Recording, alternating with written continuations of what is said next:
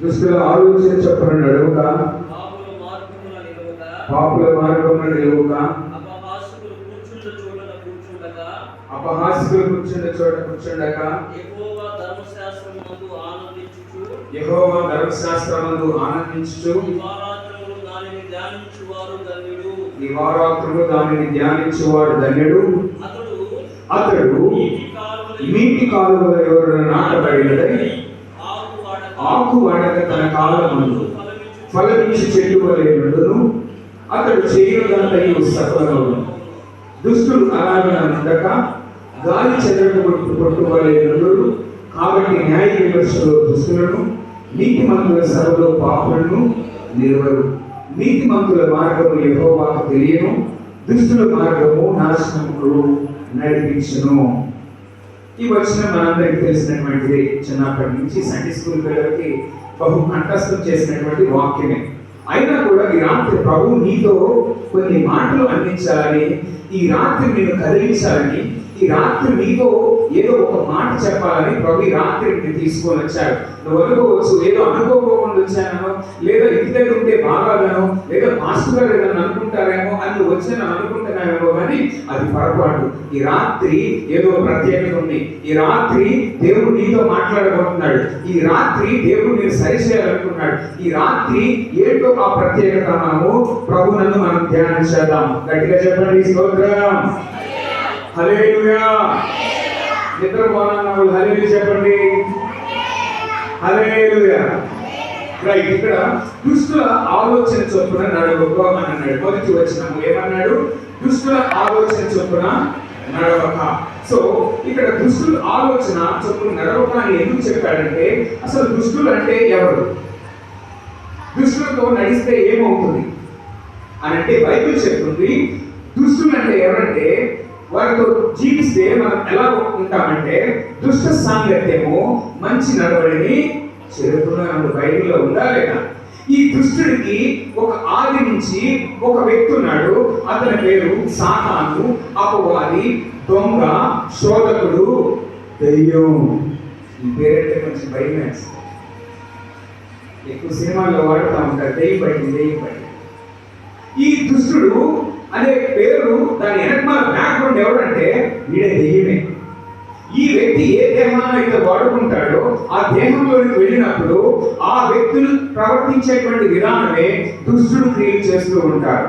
So ఈ వ్యక్తులు ఎవరిలో అయితే ఉంటారో ఆ వ్యక్తిని కలిగి ఉన్నటువంటి ఆ వ్యక్తి ఎలా ప్రవర్తిస్తాడంటే, మన యొక్క సాంగత్యాన్ని, మన జీవితాన్ని దుష్టుడు చెడగొట్టడానికి ప్రయత్నం చేస్తూ ఉంటాడు. సో అందుకని నీ భవిష్యత్తు మీద కానీ, నీ క్యారెక్టర్ మీద కానీ నీవు ఎవరితో సహవాసం చేస్తున్నావు? దుష్టుడితో స్నేహం చేస్తున్నావా?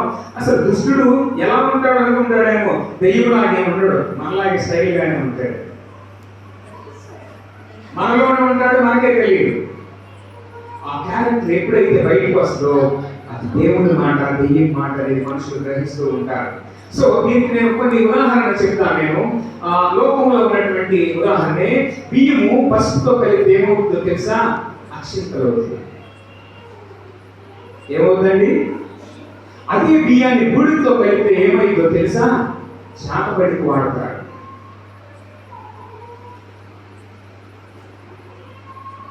అదే బియ్యం బెల్లంతో కలిపితే పాయసం. నువ్వు ఎవరితో కలుస్తున్నావనే దాని మీదే నీ జీవితం ఆధారపడి ఉంటుంది. ఇంకా చెప్పాలనుకుంటే మరొక చిన్న ఉదాహరణ, వర్షపు నీరు ఉంది కదా, వర్షపు నీరు చాలా స్వచ్ఛమైనది. అది బురదలో పడ్డాయనుకో స్వచ్ఛమైన నీరు కూడా బురదైపోతుంది. అదే స్వచ్ఛమైన నీరు వేడి పెనం మీద పడిందనుకో స్వచ్ఛమైన నీరు కూడా ఆవిరైపోయింది. Very good. అదే స్వచ్ఛమైనటువంటి నీరు సముద్రాల్లో ఉన్నటువంటి ముత్యాల ఆలుచిప్పల్లో పడిందనుకో ముత్యముగా మారుతుంది. దేవునికి స్తోత్రం చెప్పండి. నీవు ఓ దైవ జన్మ, నీ ఆధ్యాత్మిక జీవితము నువ్వు ఎవరితో జీవిస్తున్నావు అనేటువంటి మాటను మనం జ్ఞాపకం చేసుకోవాలి. ఆ రెండు ఉదాహరణలు చెప్పాను కదా. బియ్యం యొక్క నేచర్ దేనితో కలిస్తే దాని యొక్క నేచర్ అనేది, దాని పర్పస్ అనేది, దాన్ని యూజ్ చేయడం అనేది మారిపోతుంది కదా. మనం కూడా ఎవరితో జీవిస్తున్నాము, మనం జీవించే విధానం బట్టి మన జీవితం యొక్క క్యారెక్టర్ కూడా ఆధారపడి ఉన్నది. ఇది దుష్టుల యొక్క నేచర్. చెడగొట్టడం దుష్టుల యొక్క నేచర్.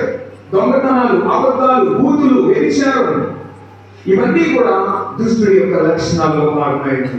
రెండవ మాట చూడండి, పాపుల మార్గమున నిలవకు. ఏమవుతుంది? పాపుల మార్గాల్లో నిలిస్తే ఆ పాపం నిన్ను కూడా బంధించేసి జీవితాంతం దానిలో నేను ఉండేలాగా చేస్తుంది. అవును, ఈరోజు అనేక మంది జీవితాలు పాడైపోవడానికి గల కారణం ఏంటో తెలుసా? పాపమే. ఆ పాపం ఏం చేస్తుంది తెలుసా? మనం అనుకోకుండానే ఆ మార్గంలోకి వెళ్ళి అక్కడే ఆగిపోతున్నాం. ఈ రోజుల్లో పాపం కూడా చాలా అప్డేటెడ్ గా ఉంది. మనకు తెలియకోకుండానే టీవీలోకి వచ్చేస్తుంది, మనకు తెలియకుండానే ఫోన్లోకి వచ్చేస్తుంది, మనకు తెలియకోకుండానే సహోదరి సహోదరులోకి వచ్చేసి మనం తెలియనటువంటి ఆశలు, కోరికలను అనేకమైన పుట్టించి మనిషిని గందరగోళానికి గురి చేస్తూ ఉంది. ఈ పాపము బహు భయంకరమైనది. అందుకే పాపుల మార్గమున నిలవకూడదు. నిలిస్తే నువ్వు కూడా వెళ్తావు. ఎక్కడికైనా పిలిచాడు అనుకోండి, వెళ్ళిపోతాడు. ఎక్కడ దాకా అంటే వెళ్ళిపోతాడు. ఎక్కడ దాకంటే ఎక్కడ దాకా తీసుకెళ్తే అక్కడ దాకా వెళ్తావు. అలాగే మనము ఉండకూడదు. మూడో మాట చూడండి, అపహాస్యకులు కూర్చుని చోటను కూర్చుండగా. ఎందుకు కూర్చోవద్దని అన్నాడంటే, నిన్ను కూడా ఆ అపహాస్యకులు అపహాస్యంగా మారుస్తారు. ఏం చేస్తారండి? అపహాస్యంగా మారుస్తారు. బహుశా నువ్వు ఎవరిని అపహాస్యం చేయకపోవచ్చేమో, కానీ చేసే వారితో ఉంటే వారితో కూడా పగలబడి నువ్వు నవ్వుతావు కనుక వారితో ఏకీపించినట్లయింది, వారిని ప్రోత్సహించినట్లు అవుతుంది. అందుకని బైబిల్ గ్రంథము ఈ 3 మాటల్ని మొదటి వచనంలో రాశారు. ఈ మూడింటికి దూరంగా ఉండమంటున్నాడు. మొట్టమొదటిది దుష్టుడు నడవదు, దుష్టుడితో ఆలోచించదు. దాంట్లోనే పాపుల మార్గమున నిలవకు, అపహాస్యకులు కూర్చున్న చోటు కూర్చుండకు. ఈ 3 విషయాలు నీవు ఎంత తొందరగా విడిచిపెడితే నీ జీవితం అంత బాగుంటుంది. అయితే ఈ 3 విషయాలు విడిచిపెడితే నువ్వు 2 విషయాలు హత్తుకోవాలి. బైబిల్ లేఖనం చెప్తుంది. చూడండి, ఆ 2 విషయాలంటే 2వ వచనంలో రాశాడు, యెహోవా ధర్మశాస్త్రమునందు ఆనందించుచు దివారాత్రములు దానిని ధ్యానించువాడు ధన్యుడు. మొట్టమొదటి హత్తుకోవలసిన ఏంటో తెలుసా? 2 ఉన్నాయి. వాక్యమందు ఆనందించడం, దేవునికి స్తోత్రం. రెండోది వాక్యాన్ని ధ్యానించడం. వాక్యమందు ఆనందించడం అంటే ఎందుకు అంటే, వాక్యమై దేవుడై ఉన్నాడు కనుక. ఆదియందు వాక్యముండును, వాక్యము దేవుని యొద్దనుండును, వాక్యమే ఎప్పుడు మాసంతే సంపూర్ణుడుగా నివసిస్తున్నాడు. అందుకని వాక్యాన్ని మనము ధ్యానించేటువంటి వారుగా ఉండాలి. అలాగే వాక్యమందు ఆనందించేటువంటి వారుగా ఉండాలి. దివారాత్రములు ధ్యానించమనంటే ఇది సాధ్యమేనా? దివారాత్రులు ధ్యానించడం అంటే పగలు రాత్రులని కాదు, ఒక క్రమాన్ని తెలియజేస్తుంది. ఆమేన్. ఒక క్రమం కలిగి జీవించాలి ఒక క్రైస్తవుడు. ఎప్పుడు బుద్ధి పుట్టినప్పుడు వాక్యం చదవటం కాదు, ఏదో ఆలోచన వచ్చినప్పుడు ప్రార్థన చేసుకోవటం కాదు, ఒక క్రమం కలిగి జీవించాలి. ఉదయాన్నే లేచిన వెంటనే ప్రార్థన చేసుకునే అనుభవం నీకుందా? వాక్యం చదువుకునే అనుభవం నీకుందా? దేవుడికి కృతజ్ఞతాస్తుతులు చెల్లించే అనుభవం నీకుందా? ఈ రోజంతా కాపాడే ప్రభు అని రాత్రి కూడా దేవుని పాదాలు పట్టుకొని దేవునికి థ్యాంక్ యూ జీసస్ అని చెప్పగలవా నువ్వు? ఎంతమంది కృతజ్ఞత కలిగి జీవిస్తున్నారు? నేనైతే ఒక ఆశ్చర్యకరమైనటువంటి సంఘటన జరిగింది. జెనీమా అని ఒక క్రికెటర్, మహిళా క్రికెటర్, తన దేవుడిని ఎంతగా ఆశ్చర్యానికి గురి చేసేలాగా, జనమందరూ ఆశ్చర్యపడేలాగా దేవునికి first of all thanks to Jesus అన్నాడు. ఆయన అన్నాడు ఇంత నువ్వు ప్రయాసపడి, ఇంత కష్టపడి, నువ్వు ఇంత మరి ఇన్ని స్కోర్ చేసావు కదా, మరి నువ్వు ఎవరికి మొట్టమొదటిగా నీ కృతజ్ఞత తెలుపుతావు? ఆయన అనుకున్నాడు, పేరెంట్సా, కోచా, మెంటరా, ఫ్రెండ్సా అని అనుకున్నాడు. ఆమె ఏమందో తెలుసా? Thanks to Jesus. హల్లెలూయా. ప్రపంచం నిర్మిపోయింది. ఎందుకంటే వాళ్ళ ఫాదర్ మాస్టర్ గారు ముంబై పట్టణంలో ఉండేటువంటి వారు అనేకమైన ఇబ్బందులు వారు ఒకప్పుడు అనుభవించారు. కానీ ఈ రోజు తను అందరి ఎడల ఒక రోల్ మోడల్గా కనిపిస్తూ ఉంది. అంతేకాదు ఒక వాక్యం కూడా చెప్పినప్పుడు ఏమన్నా తెలుసా, నేను నిలబడి ఉంటాను, యుద్ధం యెహోవా చేస్తాడు, ఆ మాటనే నేను మనసులో కలుసుకున్నాను అనే మాట ఉంది. ఎంతమంది జీవిస్తున్నారా? ఎంతమంది దేవునికి కృతజ్ఞత కలిగి జీవిస్తూ ఉన్నారు? ఈ రాత్రి మనం పరిశీలించుకోవాలి. 3 విషయాలు విడిచిపెట్టమన్నాడు, 2 విషయాలను హత్తుకోమంటున్నాడు. 3 విషయాలు విడిచిపెట్టే వాటిని విడిచిపెట్టుకోకుండా వాటినే మనం అనుసరిస్తున్నాం. అందుకే మన జీవితాలు ఎలా ఉన్నాయో తెలుసా? చిల్లులు సంచిలో వేసినటువంటి ధనం ఎలా ఉంటుందో అలాగే ఉంటుంది. ఇంకా నువ్వు అప్పులే, ఇంకా ఇంకా దరిద్రతే, ఇంకా బలహీనతలే, ఇంకా రోగాలే, ఇంకా ఏమి మనకి ఆశీర్వాదాలు కనపడుతున్నాయి మన జీవితాల్లో? దేవునికి ఎప్పుడైనా కృతజ్ఞత కలిగి జీవిస్తున్నామా? ఎప్పుడైనా థ్యాంక్ యూ ఫాదర్ ఎప్పుడు అడగటమే, ప్రభు ఆ పిల్లలను కాపాడు, భర్తను కాపాడు, నన్ను కాపాడు, ఎప్పుడు ఇదే ఎక్కువ. దేవుని మనస్ఫూర్తి అయ్యా నేను బ్రతుకున్నానంటే నీ దైవల్లే ప్రభు, నా బిడ్డలు నీ దైవల్లేదయ్యా, నీ చిత్తం అయితే నీ ఇష్టం ప్రభు అని దేవునికి అప్పగించే తండ్రులు ఎంతమంది ఉన్నారు? రాత్రి జ్ఞాపకం చేసుకోవాలి. అందుకని నీకు అలాంటి మనసు కలిగి నువ్వు జీవించాలంటే 2 విషయాల్ని ఆయన తెలియచేస్తూ ఉన్నాడు. ఆ 2 విషయాలు వాక్యాన్ని మనము ఏం చేయాలి? వాక్యం ఏమన్నది అక్కడ? ధర్మశాస్త్రమును ఆనందించుచు దివారాత్రము దాన్ని ధ్యానించువాడు ధన్యుడు. హల్లెలూయా! ధన్యుడు అంటే ఎవరో తెలుసా? ఇంగ్లీష్ లో బ్లెస్డ్ పర్సన్. ఆమేన్. బ్లెస్డ్, ధన్యుడు అనగా ఆశీర్వదించబడిన వాడు. ఆశీర్వదించబడిన వాడు అంటే దేనిలో? సంపదలో అనుకుంటున్నారేమో. సంపదలోనే కాదు, ఆనందంలో ఆశీర్వదించబడిన వాడు, సంతృప్తి కలిగి జీవించినటువంటి వాడు ధన్యుడు. ఆశీర్వాదము, ఆనందము, సంతృప్తి కలిగినటువంటి వాడు ధన్యుడు. ఈ లోకంలో చాలా డబ్బులు ఉండొచ్చు, చాలా మందికి చాలా అందం ఉండొచ్చేమో, ఆస్తి ఉండొచ్చు, ఐశ్వర్యం ఉండొచ్చు, బలు బలగాలు ఉండొచ్చేమో, కానీ వాటన్నిటికంటే ముఖ్యము నీవు ధన్యుడుగా ఉన్నావు. ధన్యుడుగా ఆశీర్వదించబడినటువంటి వారు, ఆనందం కలిగేటువంటి వారు, సంతృప్తి కలిగి జీవించేటువంటి వారు ధన్యులుగా మనకు కనిపిస్తూ ఉన్నారు. అలాంటి ధన్యుడుగా నీవు ఉంటే నీ జీవితం ఎలా ఉంటుందో చూడండి. 3వ వచనంలో ఒకవేళ నువ్వు ఆశీర్వదించబడిన వ్యక్తిగా ఉంటే నీ జీవితం ఎలా ఉంటుందో అక్కడ రాసేది చూడండి. 3వ వచనం చూడండి. అతడు నీటి కాలంలో ఎవరైనా నాటబడినదై ఆకు వాడక తన కాలం ముందు ఫలమిచ్చు. అబ్బబ్బబ్బా, ఎంత వండర్ఫుల్ మాట. అతడు నీటి కాలంలో ఎవరైనా నాటబడినదై ఆకు వాడక తన కాలం ముందు ఫలమిచ్చే చెట్టు వలె నుండును. అతడు చేయనిదంతయు సఫలమగును. ఎంత గొప్ప మాట. నీటి కాలువలో ఎవరన్నా నాటబడినది, నీటి కాలువలో ఎవరు నాటబడినది ఆకు వాడిపోదట. మీకు అర్థమయ్యే భాషలో చెప్పాలంటే నది పక్కన ఉన్నటువంటి చెట్టు మొక్క వాడిపోదు. నది పక్కన ఉన్నటువంటి చెట్టు ఎప్పుడు పచ్చగా ఉంటుంది. ఆమేన్. ఎప్పుడు బలంగా ఉంటుంది.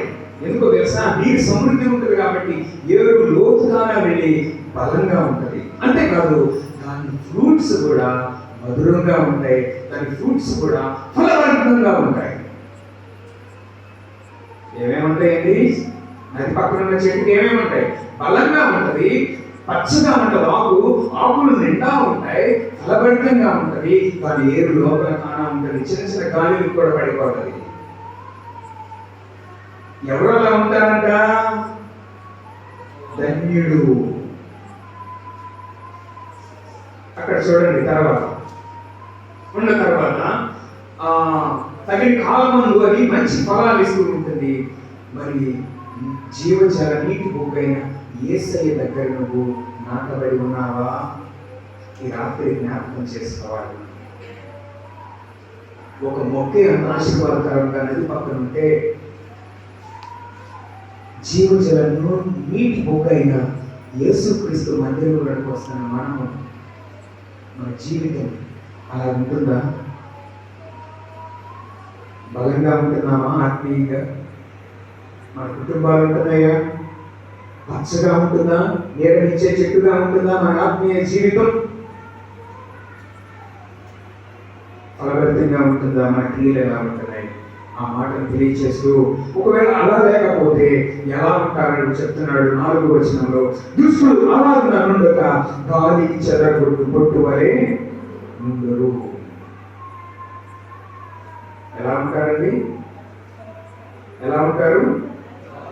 గాలికి చెదరగొట్టు పొట్టు వలె ఉంటారు. పొట్టు గాలికి నిలబడదు, వెళ్ళిపోతుంది. వ్యవసాయం చేసేవాళ్ళకి తెలుసు అనమాట. శ్రేష్టమైన ధాన్యం ఆ కాలంలో గోధుమలు కాబట్టి, ఈ కాలంలో వరి, మీకు సంబంధించిన ఏవైతే ఉన్నాయో శ్రేష్టమైనవి ఇంటికి వస్తాయి. శ్రేష్టమైన గూడెల్లో దాయబడి ఉంటాయి.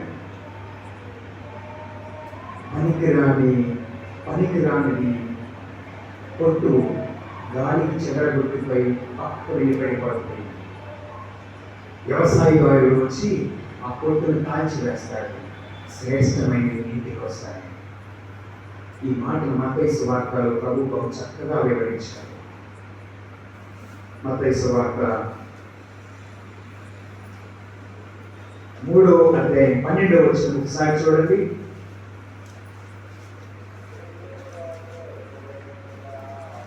చదువుతారు ఎవరైనా?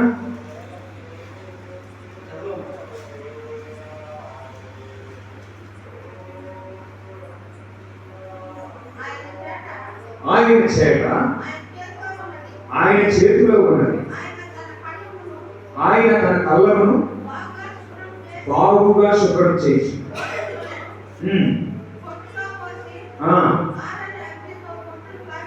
పొట్టుని ఆరని అగ్నితో కాల్చివేయబోతున్నాడంట. ఈ రాత్రి ప్రభు అడుగుతున్నాడు, నీ జీవితం పొట్టులా ఉంటే ఏదో ఒక రోజు కాల్చివేయబడతా. శ్రేష్టమైన ధాన్యముగా ఉంటే ఇంటిలోనికి వస్తావు, గూడెంలోనికి వస్తావు. చేట తీర్పుకి సాదృశ్యంగా ఉంది. యజమానుడు యేసుక్రీస్తు ప్రభు వారు కనిపిస్తూ ఉన్నారు. మనం ధాన్యంగా ఉన్నామా, పొట్టుగా ఉన్నామా? తీర్పు అనే చేటను ఆయన మన మీద విసిరినప్పుడు ఫలవంతమైన గింజల వలె ఉంటే తట్టుకోగలుగుతాము,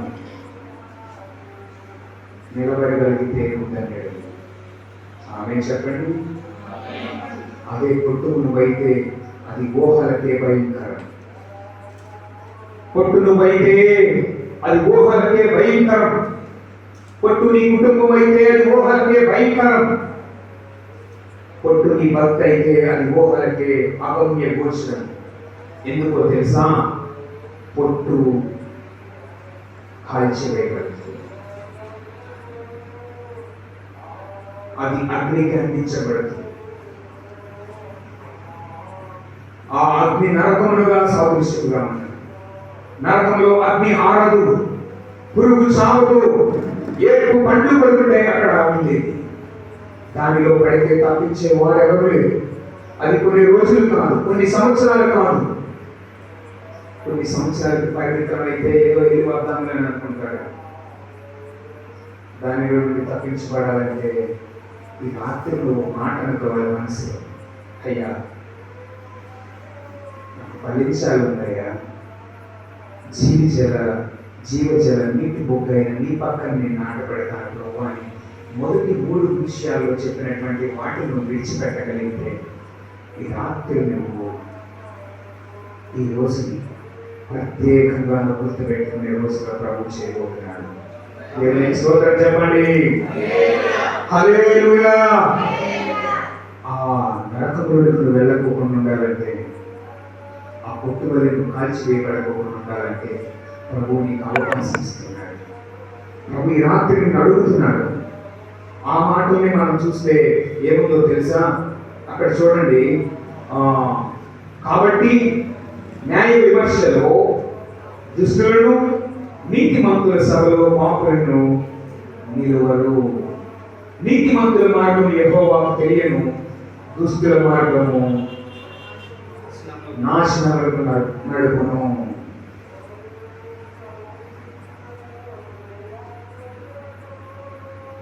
లోకంలో పాపులు, నీతిమంతులు అందరూ కలిసే ఉంటారు. మన క్రియలను బట్టి నీవు నీతిమంతుడువా? నీ క్రియలను బట్టి నీవు దుష్టుడువా అనేది తేల్చబడే సమయం ఉంది. నీతిమంతుల మార్గము మొదట్లో కొంచెం ఇరుకుగానే ఉంటుంది. ఈ మార్గము కొంచెం ముండ్ల పొదలు కనిపించవచ్చేమో, గచ్చ పొదలు కనిపించవచ్చేమో, రాళ్ళు రప్పలు ఉండొచ్చేమో, ఇరుకులు ఉండొచ్చేమో, శోధనలు ఉండొచ్చేమో, కొన్నిసార్లు అనారోగ్య పరిస్థితులు కూడా ఉండొచ్చేమో. కానీ తుదకు ఇది మహా ఆనందాన్ని కలిగించే మార్గం. హల్లెలూయా, హల్లెలూయా. మహా ఆనందమైన పట్టణంలో సూర్యుడు చంద్రుడు ఉండరు. అక్కడ ప్రభు అయిన యేసుక్రీస్తు వారి యొక్క మహిమయే ప్రకాశిస్తూ ఉంటది. ఆమె చెప్పండి ఒకసారి. అది మహిమోన్నతమైన పట్టణం. అది నీతిమంతుల గమ్యస్థానమైంది. అది నీతిమంతుల గమ్యస్థానమైంది. అది దుష్టులు ఎలా ఉంటారో తెలుసా? మొదటిగా వారికి విశాలముగా ఉంటుంది. ఏది చేయాలంటే అది చేయవచ్చు, ఏది తినాలంటే అది తినవచ్చు, ఎక్కడికి వెళ్ళాలంటే అక్కడికి వెళ్ళవచ్చు. చాలా డబ్బులు కనపడతా ఉంటాయి, అల్పకాల సుఖభోగాలు కనపడతా ఉంటాయి, అధికారం కనపడతా ఉంటుంది, హోదా కనపడతా ఉంటుంది. లెక్క లేనన్ని లోకంలో ఎన్ని కావాలంటను రంగులు ఆకర్షించేవిగా ఉంటాయి. విశాలమైన మార్గంలో నువ్వు దూసుకుపోతుంటే ఇప్పుడు నీ పైన వెళ్ళే కొలది ఇరుకైనటువంటి మార్గం అవుతుంది. ఈ రాత్రి నువ్వు ఆ నిత్య నరకం నుంచి ప్రభు దగ్గరకు వచ్చి శరణు అని ఆయన వేడితే నువ్వు తప్పించబడాలంటే ఒకటే మార్గం ఉంది. దివ్య గ్రంథాన్ని ధ్యానం చేయడం. ఆమె రెండోది జీవితాన్ని సరి చేసుకోవడం. దివ్య గ్రంథాన్ని ధ్యానించడం. ఇది అపవాదంత సామాన్యంగా చేయనివ్వదు. అపవాదిని అంత సామాన్యంగా నేను ధ్యానం చేస్తుంటే కొన్ని చదువుకోవాలంటూ చాలా మంది ఇంట్లో బైబిల్ చదువు ఏడుకొచ్చి బలే చదువుతారు. బైబిల్ తల్లి గారు బలే మమ్మలాగా దేవుని స్తోత్రం. ఇంట్లో ప్రార్థన చేయరు, ఇక్కడికి వచ్చి ప్రార్థన బాగా చేస్తారు. ఇంట్లో పాటలు పాడరు, ఇక్కడ పాటలు పోతే అడుగుతారు. మీరు కాదు మోహన్ రావు తల్లి, మీరు కాదు, నాకంటే వల్ల ఎక్కువ హైట్గా కనపడదు. చాలా చోట్ల అడుగుతున్నారన్నా, పాటికి పోతే మాస్టర్ గారు ఏదైనా కానిపిస్తే చెప్పకపోతే మాస్టర్ గారు మైక్లో చెప్పాలి. అది లోపల మైక్ కాదు, బయట మైక్లో చెప్పాలి. చాలా మంది అడుగుతారు. ఆట ఇవ్వకపోతే అడుగుతావా నువ్వు? వాకింగ్ అయిపోతే అడుగుతావా నువ్వు? అది చర్చికి రాకుండా నువ్వు మానేస్తావా? మానేస్తే పొట్టు వలే కాల్చివేయబడతావు సహోదరి సహోదరి. ఈ రాత్రి ప్రేమతో చెప్తున్నా, ఈ మాటల వల్ల అందుతీయో లేదో నాకు తెలియదు. ఈ రాత్రి ప్రభువుకి జీవితాన్ని ఇస్తావా? ఆయన వాక్యాన్ని ధ్యానించడానికి నీ మనసులో చోటిస్తావా? దేవుడు అడుగుతూ ఉన్నాడు. ఎంతమంది దేవుడికి చోటు ఇవ్వాలని? ఇప్పుడు ఏవైతే 3 చేయొద్దని చెప్పామో ఈ 3 మనకు మంచి ఆఫర్లు బయట. దుష్టుల ఆలోచన చొప్పున నడవుగా అంటే ఆమెతోనే నడుస్తాము. పాపుల మార్గంలో నిలవద్దంటే ఆడ దగ్గరే కూర్చుంటాము. అపహాసికులు కూర్చుండే చోట వాళ్ళు లేకపోతే మనకి ఏదో ఒక ఊళ్ళో విషయాలన్నీ కావాలి, ఆడ దగ్గరే దొరుకుతాయి. ఫ్యామిలీకి ఎవరు చెప్పడానికి ఆడ దగ్గర కూర్చుంటే అన్ని విషయాలు చక్కగా, అబ్బా ఏం జరిగిందో, టీవీలో ఏం జరిగింది, ఆ ఊళ్ళో అట్టంటగా ఈ ఊళ్ళో చక్కగా ఆ మాటలు ఏంటంటే హాయిగా ఉంటుంది ప్రాణానికి కదా. లోకంలో ఉన్నది యేసుక్రీస్తు మాటలు, ప్రభు యొక్క మాటలు మిమ్మల్ని విననివ్వద్దు. భర్త ద్వారా, పిల్లల ద్వారా ఏదో శోధన కలిగించేస్తాడు. వాక్యుని వినలేవుడు, వినినా మర్చిపోయేలాగా చేస్తాడు. మందిరానికి వచ్చిన ఒక తీర్మానం తీసుకుంటే ఆ తీర్మానం ఎక్కువ రోజులు ఉండనివ్వడు. దేవుడు నిన్నెంతో ఆశీర్వాదకరంగా చేయాలని దేవుడు నిన్ను కోరుకుంటుంటే ఇంకా నువ్వు అలాగే ఉంటావు. ఎంతో మంది భక్తులు నిలబడ్డారండి, నువ్వు నిలబడలేవా? ఈ రాత్రి ప్రభు అడుగుతున్నాడు. ఆ కొట్టు వలె నీ కుటుంబం ఉంటే నిన్ను రక్షించుకున్న ప్రభువు ఆ కొట్టు ద్వారా వాళ్ళు కాల్చివేయడానికి వెళ్తూ ఉంటే నువ్వు అడ్డుగా నిలబడలేవా? యేసుక్రీస్తు ప్రభు వారు నిలబడ్డాడు. సర్వ పాపం మానవాళి నరకానికి వెళ్ళకోకుండా ఆయన రెండు చేతులు చాపి నిలబెట్టాడు. ఆయన గాయపడిన హస్తాలను చూపించాడు. మనకి నమ్మి విశ్వసించిన వాడు రక్షణ పొందును అనే మాట వండర్ఫుల్ గా చెప్పాడు. నీ కుటుంబానికి నువ్వెందుకు నిలబడకూడదు? నరకానికి వెళ్ళకోకుండా నీ వీధిలో వారికి నువ్వెందుకు వెలుగుగా నిలబడకూడదు? నీ బంధువుల్లో నువ్వెందుకు నిలబడకూడదు ఒక వెలుగుగా? మన భక్తే అంతంటే ఏం నిలబడతాం? మన ప్రార్థనే ఇంత అయితే అంత శాతాన్ని ఏం ఎదుర్కొంటాము? నువ్వే సరైన మీద నడుస్తున్నట్టు అంతే నీ భక్తి. శాతాన్ని ఇంత కర్ర ఇంత కత్తి తీసుకొని వస్తే అసలు ఏమన్నా బతుకుతావు? నిలబడగలమా? ఒక శుభవార్త, నిలబడగలరు. గట్టిగా స్తోత్రం చెప్పండి. ఆయన వాక్యములు ధ్యానిస్తే నిలబడగలరు. ఎందుకో తెలుసా? వాక్యము దేవుడై ఉన్నాడు. గట్టిగా స్తోత్రం చెప్పండి. ఆ దేవుడు అక్కడ ఇక్కడ లేడు. వాక్యమైన ప్రభు వినుట ద్వారా విశ్వాసం ద్వారా నీలోకి ప్రవేశించబోతున్నాడు. ఈ రాత్రి నువ్వు భుజించడం అంటే, నీతో ఉండటం అంటే వాక్యాన్ని భుజించాలి. ప్లేట్లో అన్నం పెడితే ఎంత చక్కగా తింటారు. ఒక్కొక్క ఐటమ్ ఒక్కొక్కటి చక్కగా తింటారు. కొంతమంది ఏంటి వేస్ట్ కూడా పక్కన పెట్టారు. కడుపులో ఏదో ఉపాధి అవి కూడా తినాలి. వేస్ట్ అంటే కడైపోలేదు.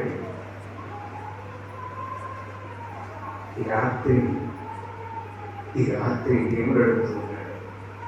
ఈ రాత్రి నీ కుటుంబానికి లేదా నీ ఆత్మీయ స్థితికి నిలబడగలవా? నీ ఆత్మ నరకానికి వెళ్ళకోకుండా నిలబడగలవా? రాత్రి ప్రభు అడుగుతున్నా. ఒకవేళ కొద్ది మంది ఉండొచ్చాము మీరు ధన్యులు. ఈ రాత్రి ప్రభు నీతో శుద్ధిగా మాట్లాడాడు. 3 విషయాలు విడిచిపెట్టమన్నాడు. 2 విషయాలు ఈ రోజు నుంచి నువ్వు వాటిని అనుసరించాలి.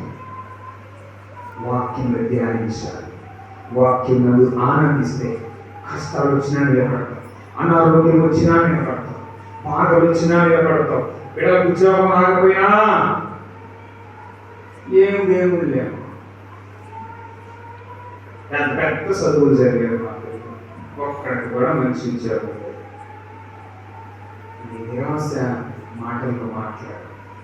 వాక్యం ధ్యానిస్తే రోగం వచ్చినా దేవునికి స్తోత్రం అని అంటాం. స్కాట్లాండ్ ప్రజలు ఎలా ఉంటారు తెలుసా? నడుస్తూ ఒక పోల్ తగిలింది అనుకోండిస్తాము, thank you Jesus, thank you God అంటారు. మనవాళ్ళు తగిలితే ఈరోజు ఎవరు మొహం చూశారో? ఇది మన భక్తి. ఇంకా ఓనమాలు నేర్చుకునే స్థితిలో ఉంటే ఇంకెప్పుడు దేవుడిలో నీకు ధ్యానిస్తావు. ధ్యానించడమే కుదరట్లేదు నీకు, ఆనందించేది ఇంకెప్పుడు? ఆనందించే స్థితిలోనికి నువ్వు ఇంకెప్పుడు వస్తావు? ఈ రాత్రి సరి చేసుకుంటావు. ప్రభు అడుగుతున్నాడు. నా మాట నేను గురించవలసిన ఈ రాత్రి దేవుడు నీకు ఒక అవకాశం ఇస్తున్నాడు. పొట్టు వలె ఉంటావా? శ్రేష్టమైన గోధుమల వలె ఉంటావా? శ్రేష్టమైన ధాన్యంలా ఉంటే నువ్వు గూడెంలోనికి లేదా ఇంటిలోనికి పరలోకంలోనికి నువ్వు రాగలవు. లేకపోతే అలానే కాల్చివేయకుంటే లోకంలోనే నువ్వు కాల్చివేయబడతావు. నువ్వు ఎక్కడుంటావు? ఈ రాత్రి చిన్న మాట నాతో కలిసి నువ్వు ప్రార్థన చేస్తే పొట్టుగా ఉండాల్సిన నీవు దేవుడు వాక్యం ద్వారా నేను శ్రేష్టమైన ధాన్యంగా చేస్తాడు. దేవుడికి స్తోత్రం. హల్లెలూయా. ఈ వాక్యాన్ని నువ్వు స్వీకరించాలి. వాక్యాన్ని నువ్వు వినటం కాదు, వాక్యం హృదయంలోకి తీసుకో. ఒక తీర్మానం తీసుకోవాలి. అప్పుడే నువ్వు సాతాన్ని జయించగలవు. అప్పుడు మాత్రమే నువ్వు ఆనందించగలవు దేవుడు. ఈ రాత్రి ఆ రీతిగా నా జీవితాన్ని సరి చేసుకొని, అయ్యా తప్పయ్యా క్షమించు ప్రభువా, నీ వాక్యాన్ని ధ్యానించుక ప్రతిరోజు ఒక క్రమం కలిగి నేను జీవించాలి. వారం కోడికలు ఆయన అయ్యా మా సేవకులు ఎప్పుడైతే పెడతారో కోడికలకు నేను వస్తాను ప్రభువా. నేను రావటమే కాదయ్యా, నాతో పాటు నా బిడ్డలు తీసుకొస్తా. నా బిడ్డలే కాదయ్యా, నేను వస్తూ నా ఇంటి పక్క ఉంటే వారికి కూడా చెప్తాను. ఇంటి పక్క ఉంటే వారు కాదయ్యా, ఎవరు కనపడితే వారిని ఒక్క ఆత్మనైనా రక్షించడానికి ఈ రాత్రి నువ్వు తీర్మానం తీసుకోకూడదు. ఎంత ఆయుష్ ఇచ్చాడు నీకు దేవుడు. ఎక్కువ యూత్ కన్నా సీనియర్ సిటిజన్స్ ఎక్కువ కనపడుతున్నారు. ఎన్ని చూశారు మీ జీవితంలో మీరు? బిడ్డలేంటి, ఫంక్షన్లు ఏంటి, బర్త్డేస్, పెళ్ళిళ్ళు, వాళ్ళకి గురుళ్ళేంటి ఎన్నో చూసి వచ్చినటువంటి జీవితం ఇది. ఆ నేత్రాలు కదా ఈ రాత్రి ప్రభు అడుగుతున్నాడు, ఉన్న శేష జీవితం నా గురించి ఎవరికైనా చెప్తావా? ఆయన హృదయం మీద తలుపుతుంది తట్టుచున్నాడు. చాలా మంది బిడ్డలు హృదయాలు తెరవట్లేదు కదా. ఆ మాటలు నింపుకున్న నీవు ఎవరికైనా చెప్తావని యేసుక్రీస్తు ప్రభు వారు ఏడుస్తున్నారు. ఆత్మ దుఃఖపడుతూ ఉంది. ఎన్నో ఆత్మ నరకానికి వెళుతున్నాయి. చెప్పాలని నీకు ఆశ లేదా? నువ్వు ఏది కావాలని పరిశుద్ధమైన తండ్రి నీకు వందనాలు చెల్లిస్తున్నాను ప్రభు. చెప్పబడిన మాటలు ప్రభు అనే పలక మీద రాసుకొని నీ కొరకు జీవించే బిడ్డలుగా మమ్మల్ని చేయాలి. అయ్యా బిడ్డలను జ్ఞాపకం చేసుకొని కుటుంబాలను జ్ఞాపకం చేసుకొని బిడ్డలైనా పొందుకున్నటువంటి మీ యొక్క ఆత్మ జీవమున్నాయి ఈ సమయంలో రగిలించబడి ఈ గ్రామంలో ఈ యొక్క దేవాలయం అనేక మందికి మాదిరిగా ఉండడానికి ఈ బిడ్డలందరినీ సిద్ధపరుస్తూ ఉంటారు. మీ ఆత్మతో బిడ్డలను నడిపించిన కుటుంబాల చుట్టూ మీ కంచి ఉంచిన బిడ్డలు మీ చేతులకు అప్పగించుకుంటూ మీ సేవకులు కూడా మీ చేతులకు అప్పగించుకుంటూ ఆమె గారి యొక్క కుటుంబాన్ని కూడా జ్ఞాపకం చేసుకుని మీ ఆత్మతో నింపి గొప్ప స్థానంగా ఈ యొక్క ప్రాంతంలో గొప్పగా నేను పరిచయించడానికి మీ కొరకు చూపించినాను. ఈ ప్రార్థన మా ప్రభువును రక్షకుడైన యేసుక్రీస్తు వారి యొక్క పరిశుద్ధమైన నామములో అడుగుతున్నాను తండ్రి. ఆమేన్. నాకు సమయం ఇచ్చినటువంటి స్థానిక సంఘ కాపరి అయినటువంటి పౌర్ణమి గారికి ప్రభు పేరు వందనాలు. అలాగే